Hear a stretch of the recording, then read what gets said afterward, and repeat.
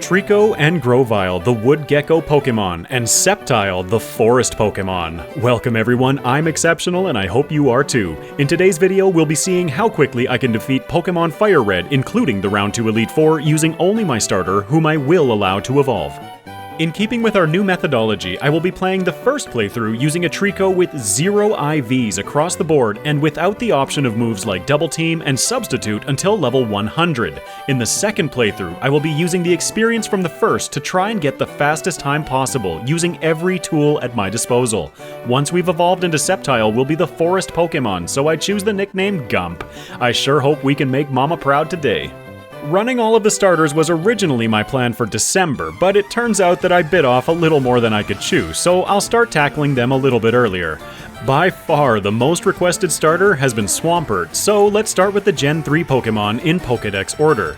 I'm so used to using Bulbasaur though, and Gump here is in for a tough start. Well, a tough run as a whole, but the start of the game, which is traditionally quite easy for the Grass-type Bulbasaur, is quite daunting for Treecko. With 0 IVs, the rival battle in the lab absolutely destroyed us. Am I already second-guessing this methodology? Why does Treecko have such a hard time though? Viridian Forest. This is actually the second time I recorded the first 3 minutes of this run because I got wiped out in no time by Weedle. Treecko is a mono grass type, so we're weak to poison type moves, and at only 35 base defense, we're a little squishy too. We're currently watching footage from that first run, and this was a reset that I just couldn't abide this early. Let's get back to the real run. This time I diverted, coming up to face Bugcatcher Anthony. He only has 2 Caterpies, and we're able to defeat them. I was tempted to face Charlie with his Metapods that can't hit back, but I was concerned about not having enough power points for Bugcatcher Sammy and needing to backtrack to the Poké Center. You bet your biscuits that I saved before this battle, and it's a good thing too. That weakness to poison and our lack of damage output results in our first reset of the run. In the next battle, we win with a very nice crit, but this is something I'll have to be aware of in the next run. Once we're on the other side of the forest though, things get easier for a little bit. Let's check out Brock.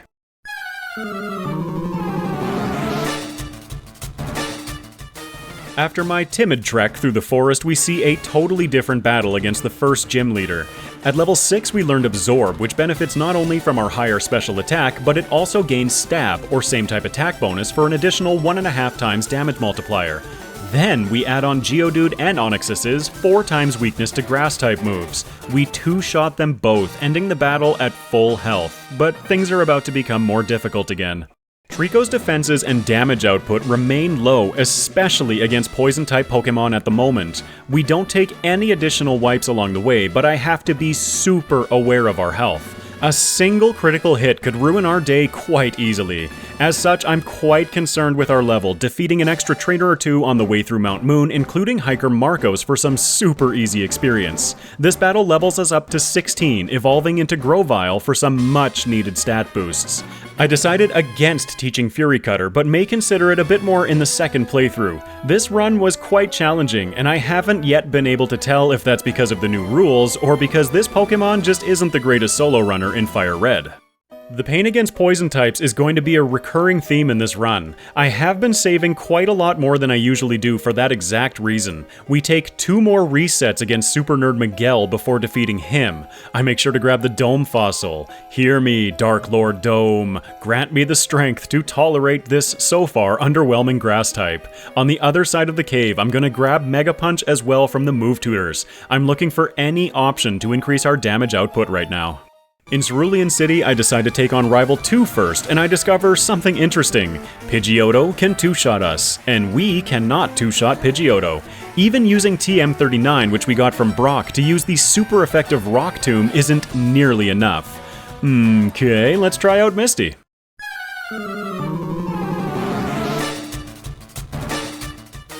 It goes roughly along the same lines. Our lacking damage output and frail defensive stat are making things much more challenging. Staryu eventually falls, but that wasn't encouraging, especially when Starmie comes out and flattens us in one shot with a critical Swift. After several wipes, I defeated the trainers in her gym, leveling up to 20 over the next damage rounding threshold. Rock Tomb lowers Starmie's speed, so we can move first, putting a little bit more control back in our hands. Absorb keeps us healthy-ish, and we can take down Starmie, but that was by no means a secure battle. We collect our second badge, and here's hoping that the extra levels help with Rival 2. The extra levels are in fact super helpful. We're now doing over half to Pidgeotto with Rock Tomb, but Sand Attack is still an issue. With only 80% accuracy to begin with, Rock Tomb isn't exactly great. There isn't a thing that I can do as we miss 3 in a row while Charmander takes us out again. I discovered that using Pursuit first, then Rock Tomb, won't put Charmander into Blaze range, so we can survive as Ember as long as we hit. Charmander finally falls. Okay, recover against Abra and just hope that Absorb can carry us through Rattata.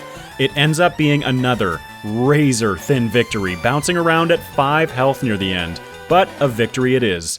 Alright, let's make some progress. Nothing stands on our way until we're on the SS Anne facing our rival again. All I have to say is, ow, he still hurts a whole bunch. So instead of rinsing and repeating what I just said at Rival 2, I'll discuss an egg sighting change to the overlay. Thanks to the hard work and big brain of Kangaskhan, I now have started to implement Game Hook into the overlay. We will now see our current moveset and level. There's plenty more that I want to implement, but let's sit back for a moment and appreciate all of the amazing things that we can do with these games these days. After a few wipes, I go to the lower decks for a little bit of additional training. Jumping ahead to the next attempt, we see a battle where you'd think that I was in total control the entire time. Gotta love that RNG sometimes. I'm thrilled to be able to bring some of these features to the channel that have been requested since almost day one. All thanks go to Kangaskhan. You can help me thank him by checking out his new video. He attempted using all of the moves in Generation 1 using the fewest number of Pokémon, and what a puzzle that was to solve. I'll put a link to his video in the description of this one. Rival 3 finally falls, so let's check out our third gym leader, Lieutenant Surge.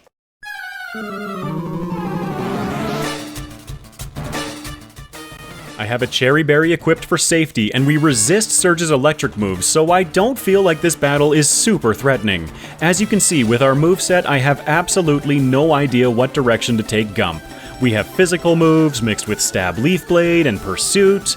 This directionless playstyle is why I've chosen a neutral nature, Docile, because I see a move that I cannot wait for, but it's not available until after we defeat the Round 1 League. Because of the levels we needed for Rival 3, Surge is quite easy, two-shotting his Ace Raichu and claiming our third badge. While heading towards Rock Tunnel on Route 9, I make sure to grab TM40 Aerial Ace. It's another physical move, but provides another great coverage option for us. Unfortunately, we don't have many of those in this generation that utilize our higher special attack. On the other side of Rock Tunnel, I make sure to grab TM27 Return. I have the slightest feeling that we're going to be leaning into our physical attack later, especially in Round 2, and Return is among the best options available in Generation 3. While clearing the Rocket Hideout, we get our next big boost in power. We defeat Giovanni, leveling up to 36, and evolve into our final form, Sceptile. We're now boosted up to a base stat total of 525, with our standout stats being Special Attack at 105 and Speed at 120. Speed, I don't feel, is ever going to be an issue for us, so there's a chance that in the next playthrough I'll consider a speed-reducing nature. Our next gym leader is Erica.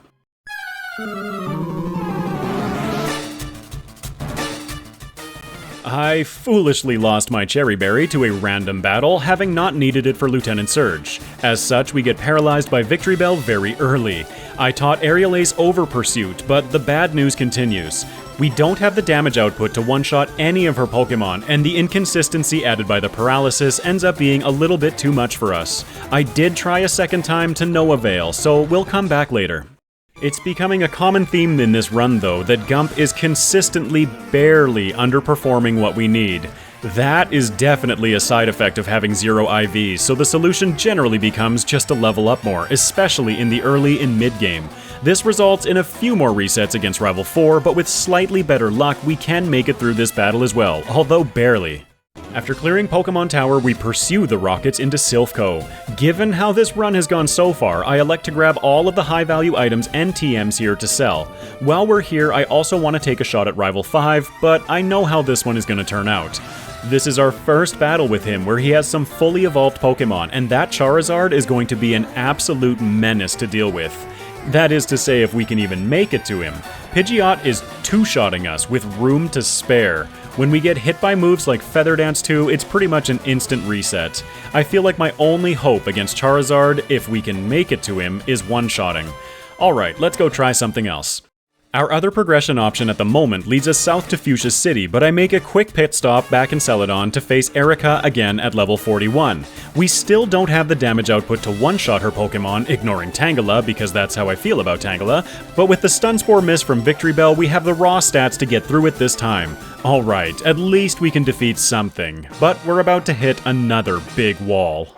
I buy my vitamins where the disjointed nature of the run continues. I still have no idea what's going to be the most beneficial, so I split it between proteins for attack and calciums for special attack.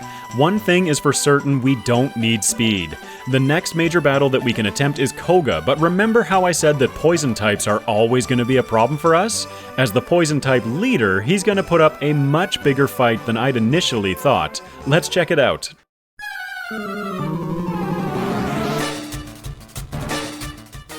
I have a Pecha Berry equipped because it isn't a matter of if, but when are we going to get poisoned in this battle. You can see in this first battle that I'm checking the ranges of a couple of moves against Coughing. Okay, so our damage output isn't great, but there may be hope.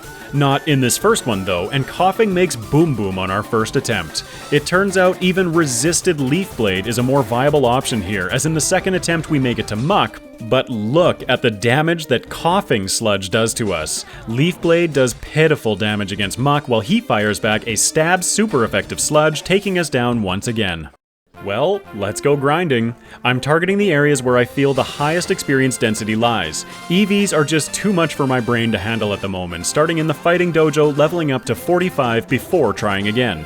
I haven't mentioned it yet, but we have been absolutely chewing through healing items in this run. In Koga's gym, I get caught by a spinner that missed us last time and have to leave the gym to go grab more healing supplies. This first run is really messy. I also taught Return over Brick Break. We can always grab another copy from the department store if we want. With those extra levels and a better physical move, we see more success in this battle, but we're still a ways away from seeing victory. Before doing even more grinding, I choose to attempt Rival 5 again. There's good news on that front. Well, mostly. We can now make it past Pidgeot. The bad news bears is that even using 4 times super effective Rock Tomb, we can't take down his Ace Charizard in one shot, with him returning a Blaze boosted stab super effective Flamethrower. We would not have survived that even from full health. That was darn close though, so I level up to 48 over the next damage rounding threshold and try again. Nope. But I felt like that was a low roll, trying again right away and getting the one shot. All damage is modified at the end of the calculation by a random multiplier of essentially 0.85 to 1. That means that our moves will hit within a range of damage, sometimes higher, sometimes lower. Exegcute paralyzes us, but we're in okay shape until Gyarados comes out. Things are getting very dicey against Water Onix, but we manage to strike through at last, defeating him with only 2 HP remaining, 4 after leveling up. Yep, I'm taking it. Let's check out Sabrina before re-attempting Koga.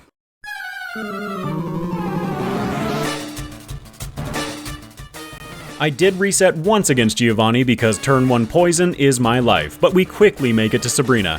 I skipped all of the trainers in her gym, and in the face of some increasingly more challenging battles, it is sure nice to just click return and win. Her psychic types are quite physically frail, so we finally get to see Gump achieve a definitive victory. But as good as that feels, we're back to facing Koga and the nightmare of Blaine that lies beyond him.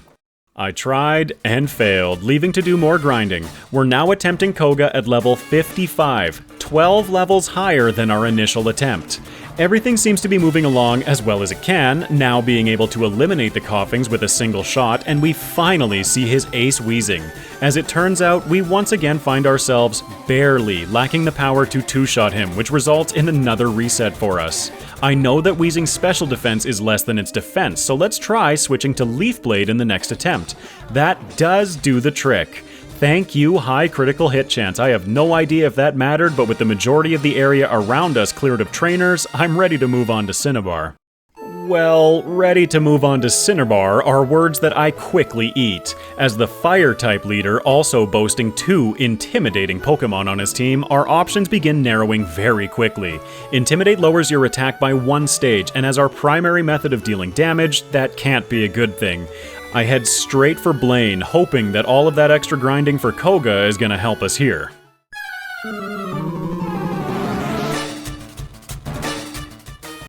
Growlithe leads, hitting the first Intimidate right off the bat. Return misses the one-shot, while Growlithe's Stab super effective Fire Blast removes 2/3 of our health. This is just his lead. Ponyta is then the one to finish the job, not even seeing the more powerful latter half of his team. For the sake of brevity, I did a whole bunch of grinding, now attempting the battle at level 63. This is by no means an easy battle. I have a sneaking suspicion that we may need to rely on some luck to get through this one. I haven't tied into our rare candies yet, but most of the trainers in the region have been defeated at this point. I've been playing with move choice, trying to see what does best. Against his Ace Arcanine after the second Intimidate, we're doing more damage with Leaf Blade, especially when the high critical hit chance move comes through. We get the crit, taking down Arcanine in a single shot. Booyah! Nothing of note happens while helping Bill in the Sevi Islands, so let's jump straight ahead to our final gym battle, Giovanni.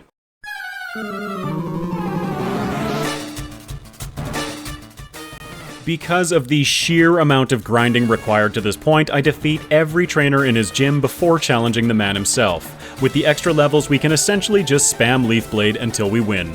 Fortunately, the poison types in this battle are dual typed with ground, so we can hit them for neutral damage. It feels so good to do a little bit of clear cutting for a change again.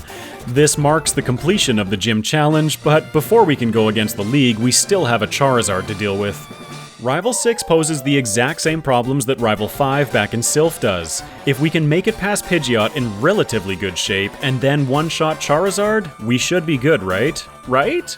Well, that is true, but the accuracy of Rock Tomb continues to be a problem, missing too many times and getting owned again. If we hit through though, at this level we can one-shot Charizard. Once he's out of the way, the rest of the battle falls apart for our rival quite quickly. Charizard is the only reason that I'm still using Rock Tomb. I don't see how we could defeat him without the 4x super effective damage, barring leveling up even higher than we already are. Rival 6 falls, and I have one more stop to make before challenging the Elite Four. I picked up the coin case earlier on the way to Erica's gym. This is something that I should have done much sooner, but I'm buying 1,000 coins in order to pick up the Miracle Seed next door. Well held, it increases the power of our grass-type moves by 10%, and I feel like we're gonna need any edge that we can get. Alright, that's the last stop. Let's jump into the Pokemon Leagues.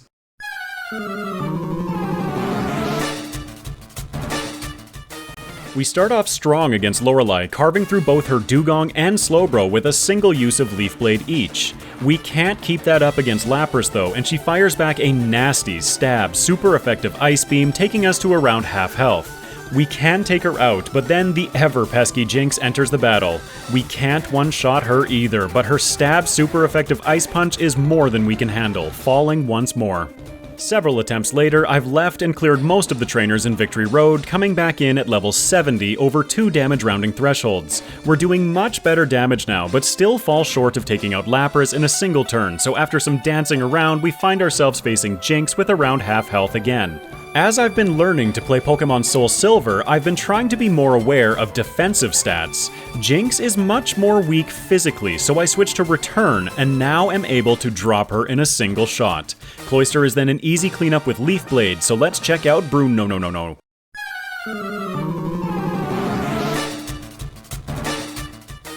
Against his round 1 team, we really don't have any issues at all. To be honest, I'm just spamming Leaf Blade for his entire team, and that's all it's gonna take. We 2-shot his fighting types, and of course, 1-shot both of the Onyxuses with Stab 4x super effective damage. I really don't have anything else to say here. So let's stop talking about Bruno. No. Next is Agatha.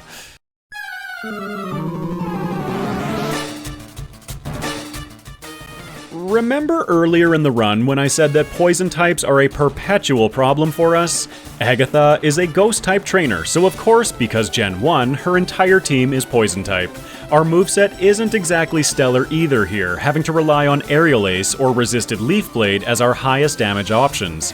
When we finally get hit by a stab super effective Sludge Bomb from Arbok though, our plight reveals itself. Ouch. I go through the process of wiping and trying new things, and this is what I came up with. I finally dipped into the rare candies that we've collected throughout the run, leveling up to 78 over 3 damage rounding thresholds. I've also replaced Aerial Ace with TM2 Dragon Claw, which we picked up in Victory Road. This may come back to bite me, but I wasn't willing to part with any other piece of our moveset. I need Rock Tomb for Charizard still. With these changes though, we're still not consistently winning, taking another reset. The frustration was setting in, so I used the last legitimate rare candy to level up to 79. That doesn't really make a difference, but I do get a bit more luck in the following battle, finally being able to bring down her Golbat in the back. Air Cutter ruined us quite a few times. Haunter still is not a one-shot, but she finishes herself off with Curse. Cool beans, that's 3 down, 1 to go.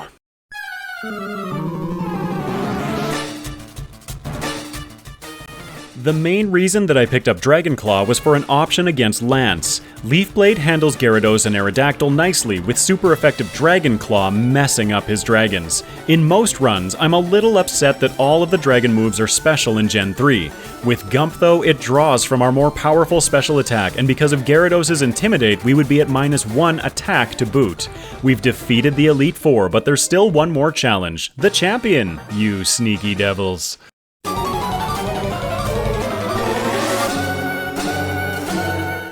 We have a bit of a rough fight staring us down here. Pidgeot has both Sand Attack and Feather Dance, neither of which we want to see, and the alternative is Stab super effective Aerial Ace. That's just his lead. We can take him down, but we've been tagged by a Sand Attack. Okay, Charizard is out, and even 17 levels higher, our 4-time super effective Rock Tomb is not quite enough damage to bring him down. He responds with a Blaze boosted Stab super effective Fire Blast. Yeah, no way, man. I wipe several more times before invoking my new rule. Since I'm suffering for your pleasure, my sadistic viewers, just kidding, you're all lovely, our Sceptile Gump is kind of lacking with 0 IVs. As such, I've now cheated in 99 rare candies, using only 3 to level up to 83 over the next damage rounding threshold. It makes Pidgeot a 2-shot with return, adding some consistency, but more importantly, that's all we needed. So with that slightly higher range of damage against Charizard, we can now one-shot it when we hit. Once his 2 biggest threats are out of the way, we carve through his remaining team members without too much issue. Gyarados is a little stubborn, but falls as well. Sweet, well, that was round 1. Whoa, wait, that was round 1. But there's something in our learn set that we can grab from 7 Island that will give us a much better time in round 2. Gump clocks in with a round 1 time of 2 hours, 7 minutes, and 25 seconds at level 83 with 61 resets. This took 6 hours and 14 minutes of game time. With our absurdly high level right now, there isn't anything that stands in our way in the second part of the Sevi Island plotline. The most important parts are picking up leftovers, which I've shown plenty before, but also running over to 7 Island to learn Sword Stance from this move tutor on the bridge. It increases our attack stat by 2 stages in battle. This is hopefully going to give us the edge that we need in the round 2 league. Let's jump in.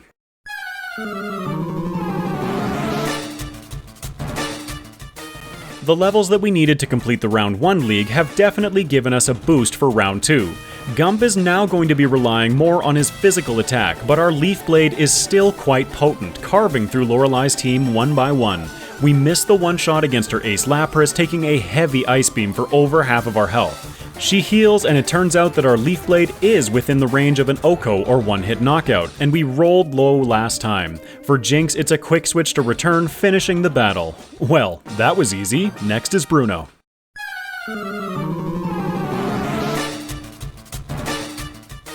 One of the biggest issues that most Pokemon have against Bruno, particularly in round 2, is having our speed reduced by Rock Tombs. With Leaf Blade, we retain a great super effective option against his Steelixes. We aren't able to get one-shots, but only end up taking a single Rock Tomb, including a critical on his second Steelix. I did set up 1 turn of SD because I felt that once his fighting types were out, we wanted the higher damage output. At +2, we one-shot the Hitmons, but not Machamp, barely. Fortunately, we have so much speed that we still move first, even at -1, missing the one-shot against Machamp, but prevailing without too much issue. Granted, we are level 87. Looking at our current moveset though, Agatha might get a little messy.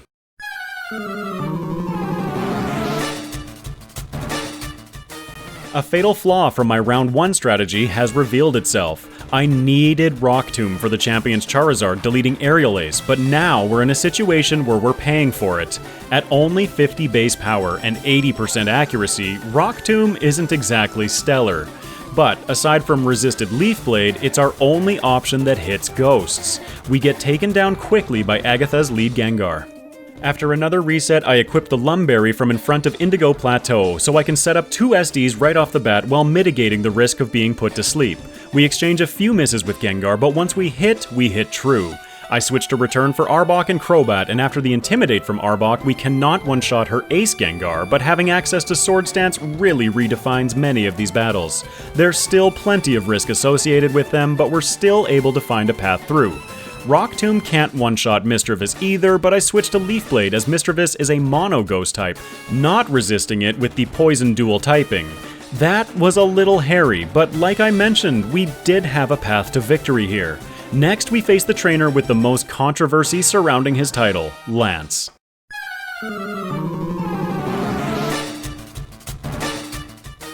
I have a Cherry Berry equipped, saving us from the first Thunder Wave from Gyarados as I immediately start trying to get rid of this thing. I want to try setting up against Kingdra because I found that the AI handles Kingdra in kind of a weird way.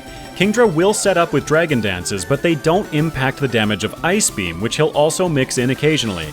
Gump can survive enough turns to set up to +3 because of the Intimidate from Gyarados, and I go for it. Unfortunately, 2 SDs does not give us the damage output that we need, missing the one-shot against his Ace Dragonite and getting taken down by a resisted Thunderbolt. It turns out Gyarados isn't quite a 2-shot with Leaf Blade, and a +1 return also isn't enough. We incurred a few more resets because of this, so I was tempted to use a rare candy to start the battle at level 88. Before that happens though, we get the damage ranges that we needed going back to Kingdra. I set up to +5 this time with 3 SDs, and then it's Sweep City. Gosh, it sure is nice when Pokemon have options. I don't even need them to be as strong as Swords Dance, just, you know, options. We polish off the Elite Four, setting our sights on the Round 2 champion.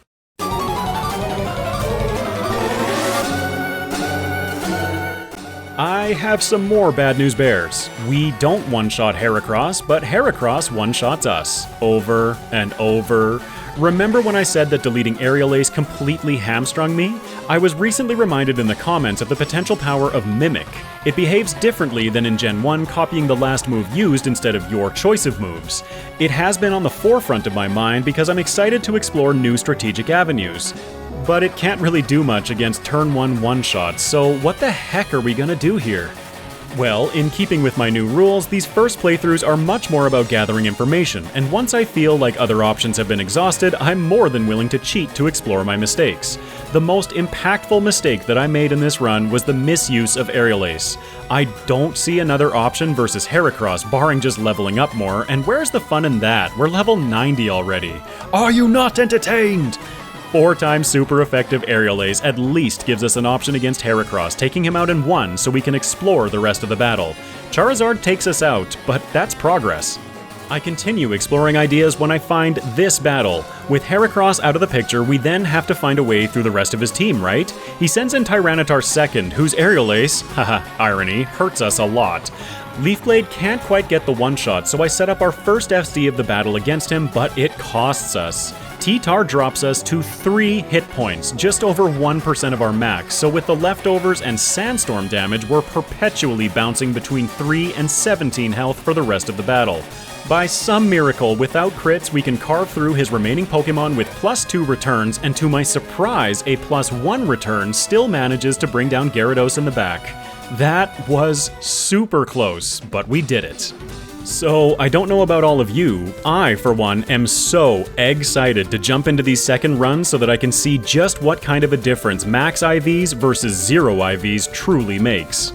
Gump clocks in with a round 2 time of 2 hours and 30 minutes, almost on the dot, at level 90 with 76 resets. This took 7 hours and 16 minutes of game time. In my second playthroughs, I will be glossing over the vast majority of the game, only showing the changes that I made between playthroughs. Obviously, this playthrough is going to be much smoother. Our Sceptile is now rocking near perfect IVs with a slight reduction to select stats to give us a specific hidden power typing. Can you guess which typing I felt would help the most? I've also decided to use a speed-reducing nature, Brave, increasing our attack.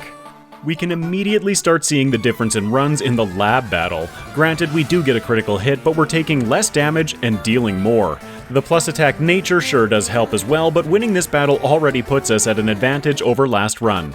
I follow the exact same route through Viridian Forest, leveling up to 8 before challenging Bugcatcher Sammy's Weedle, which went much smoother this time. We defeat Brock at 404, time not found, then I follow the same route through Mount Moon, grabbing the Dome Fossil. Everything has remained exactly the same as last run, just with less danger. I grab Mega Punch, and my next target is Misty. She falls, claiming our second badge, and it's time to face Rival 2. We're the same level as last time, but our nature plus IVs make us deal a fair bit more damage to Pidgeotto. We do still get tagged with a sand attack, but take him down without issue. Here's where I made my mistake. I was overconfident in the amount of damage Rock Tomb would do, missing the one-shot against Charmander. This honestly wouldn't have been the end of the world, but he also burns us. Despite the burn, we actually do incredibly well through the rest of the battle, but that accuracy loss from Sand Attack catches up with us against Rattata, taking our first reset. I did reset twice more because no amount of planning can get around Sand Attack shenanigans and the whims of the RNG. No change in strategy from last run, just 3 resets due to missing. Everything else remains the same until the SSN. Well, almost everything. I did stop along the way to grab our army of Meowths since we are pursuing TM10 Hidden Power. We end up taking another reset against Rival 3 because of more misses. When we don't miss a disproportionate amount of times for the one sand attack we took, we finish the battle at nearly full health. Lieutenant Surge then falls, this time at full health. I grab TM40 Aerial Ace, then TM27 Return. As you can see on my moveset, we're still seemingly running that same kind of disjointed playstyle, but don't worry, I have a plan this time. We're then quickly in the Rocket Hideout where we find ourselves at a slightly lower level than last time. We defeat him, but then run outside of Lavender Town to snag one extra trainer. I want to evolve into Sceptile before taking on Rival 4. This is one of the few times that I can say without the evolution, that battle is more than capable of tripping us up. We evolve into our final form, so let's keep progressing. Without evolving, our Rock Tombs weren't quite doing enough damage to take out Pidgeotto in one. Sand Attack is seriously the worst. I get a little cocky against Charmeleon, going for Return instead of Rock Tomb. Our friendship isn't quite high enough to be taking full advantage of Return yet though. The consequences of this is another burn, but hey, at least this time we've got the stats. We end the battle at only 12 health, but it's tough to say what's more threatening in this run, the poison types or the rival. We're then quickly back in Sylph for some item collection. I want our EVs to be as dialed in as they can be in this run, so I want the cash. The plan is this time not to buy any calciums, instead focusing on protein for attack and iron for defense. Special moves like fire and ice moves still hurt, but the physical ones definitely present more threatening situations. While buying vitamins, I made sure to keep enough money to quickly pop down, grab the coin case, and buy the Miracle Seed much earlier this time. While we're here, we defeat Erica, but I haven't taught Aerial Ace. I may be guarding that TM a little too closely, but we need it. I then grind down Cycling Road, defeating all of the trainers on the right path, forgetting the rare candies, so I backtrack a hair. I'm entirely focused on dialing in our attack EVs first, then our experience. The Fido Dojo has also been cleared, and after the next section we'll also be defeating all of the trainers on the way to Cinnabar Island. The number of Goldeen and Sea Kings there with more juicy attack EVs is staggering. We need to get there first, so after clearing the Safari Zone we head back to Silphco. I defeat Rival 5, and then Boss Rocket after taking 2 more resets because I have an incredible predisposition to being poisoned, and all of the Pecha Berries in the world can't fix that. Boo, Giovanni, boo. I always love showing this trick. We're a little roughed up after our successful attempt against Giovanni, so I use the PC in the corner of this room to heal Sceptile and grab our Lapras. By dropping your Pokemon into the PC, it fully heals that Pokemon. Neato. In the face of our superior attack, we melt Sabrina, but then our next progression gate is the big bad Koga. Because I felt like we were out of super useful grinding in the area, thinking about all those seekings later, I decided to use a couple of rare candies, bringing us up to level 53 before the battle. With better IVs, better EVs, and an attack-boosting nature, we can easily one-shot the Coughings and almost one-shot Muck. His Ace Wheezing is tough as nails though, and at level 53, that about guarantees the two-shot against him. We get a wicked good range in the first attack here, but trust me, it's closer than it looks between the two moves.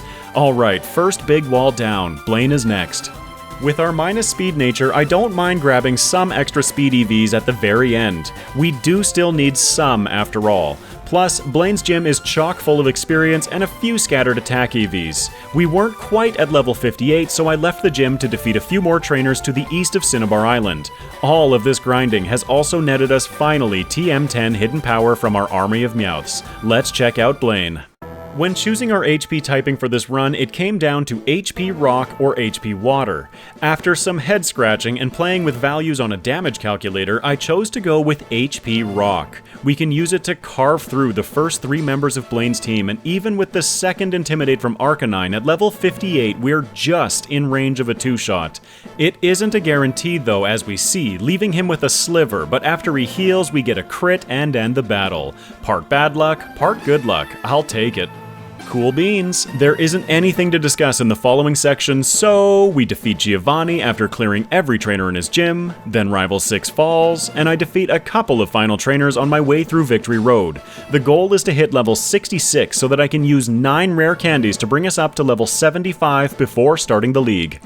At this level, there isn't much to say about both Lorelei and Bruno. We see more interesting battles in round 2 anyway. It's mostly one-shots for all, but the changes that I made are most impactful against Agatha. She's the reason that we wanted to be in the mid-70s here. Let's check it out. There were a few factors that led me to choose HP Rock over HP Water. I was thinking that Water could help us just enough until we could get Sword Stance, but as it happens, Rock moves are incredibly good for the FireRed leagues. I've kept Pursuit as well, which is a better option than HP Water against Agatha's Ghosts, with an effective power of 80 instead of 70. I made a bad choice here against Arbok, which results in us taking another reset. If we crit Arbok though, the battle is almost handed to us. After the lessons learned last run, I do have a Lumberry equipped which saves us from Hypnosis. So we're in complete control of this battle. Coming in with a plan and offensive move that was more effective than Rock Tomb really made the difference. Lance as well was a little bit tricky, so let's check him out before the champion. It was another poor move choice that almost led to another reset here. I'm following the same basic strategy as last time, using a lot of Leaf Blade to circumvent the attack drop from Intimidate. It's against his Ace Dragonite though that I make my mistake.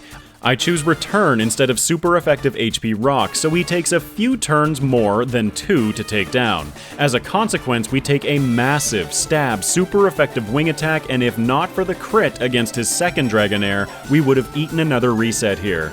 That's that though, let's check out the champion.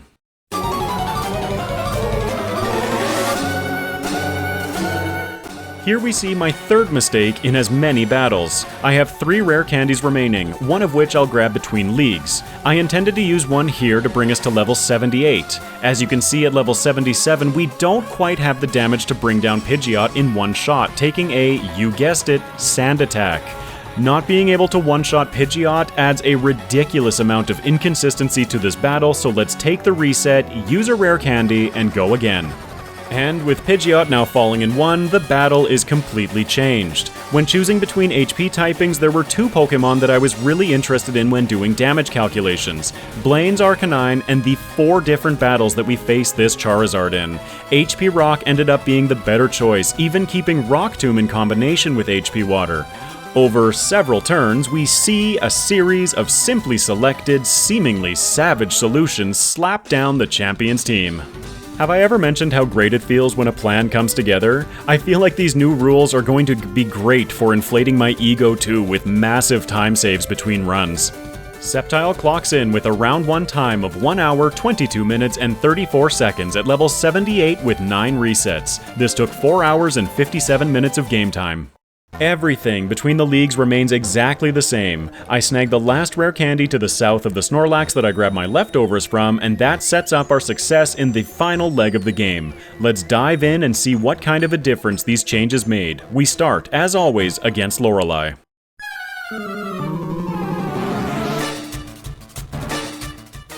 Remember how I said that the first two league battles were a little more interesting in round 2? Well, not really for Lorelei. With HP Rock on our side, I set up one SD at the start of battle while Dugong sets up double team. No worries, let the sweep commence. I switched to Leaf Blade for Piloswine and Cloyster, but +2 super effective HP Rock tears a path through the rest of her team. If you're curious about how much my routing changed our total EVs, in the last run we had only 102 attack EVs, whereas in this run we have 151.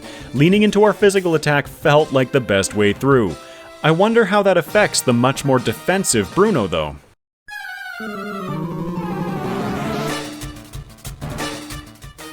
As it turns out, not a whole heck of a lot. Especially when we crit his lead Steelix with Leaf Blade, instantly getting rid of it. We can take a couple of Rock Tombs before things really start to outspeed us, even with the minus speed nature.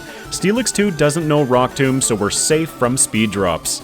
I then set up one SD when Hitmonchan hits the field, and it's bye-bye Bruno from there. Bye-bye-bye, bye-bye.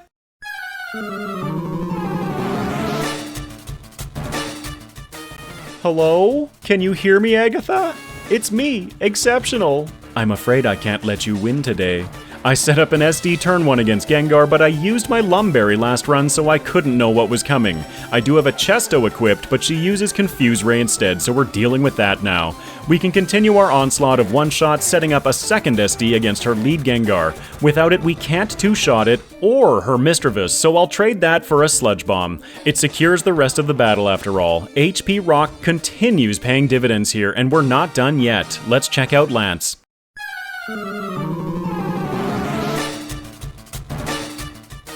I once again have a Cherry Berry equipped for the first turn of him Thunder Waving, so I set up one SD. Super effective HP Rock can then rock Gyarados' world. Gosh, Rock is a strong typing offensively in these leagues. I set up one more SD against Kingdra, and grab your brooms, everyone. At +3, Return deals with Kingdra, while oh yeah, more HP Rock ravages his Aerodactyl and 2 Dragonites. Oh yeah, even with the minus speed nature, we're still faster than Aerodactyl. That's a rare thing. Lance is down, and I need to make a couple of changes to Sceptile before we take on the champion. I use those last 2 rare candies, bringing us up to level 85, then teach both Aerial Ace, which I've clung on to with White Knuckles all run, and TM26 Earthquake. The leftovers are back on, so let's take our first crack at the round 2 champion.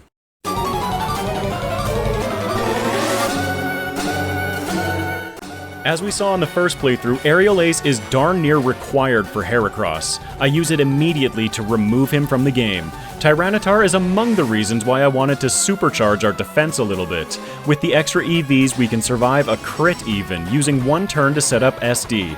Oh yeah, that hurts way less than last time. +2, super effective Earthquake takes down the Gen 2 Pseudo. Charizard cannot stand up at all against the 4x super effective HP Rock, and I can't state enough how much nicer 100% accuracy feels.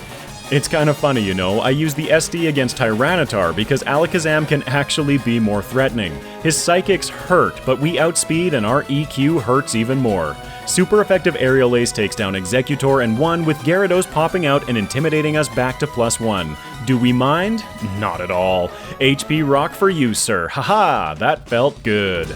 And you get an HP Rock, and you get an HP Rock, and you get an HP Rock! Sceptile clocks in with a round 2 time of 1 hour, 37 minutes, and 39 seconds at level 85 with 9 resets. This took 5 hours and 55 minutes of game time. Oh yeah, let's check out how much time we saved between runs. We started off strong, gaining almost a minute and a half against Brock, but that lead just kept widening throughout the game. I've determined that Sceptile, more specifically grass types, are not the greatest solo runners of this game. But having a plan, optimizing grinding, and honestly having the higher IVs made the second run so much smoother. You can see in the mid-game where things stalled in the first run, gaining almost 22 minutes at Sabrina Split and 33 3 by the end of the gym challenge.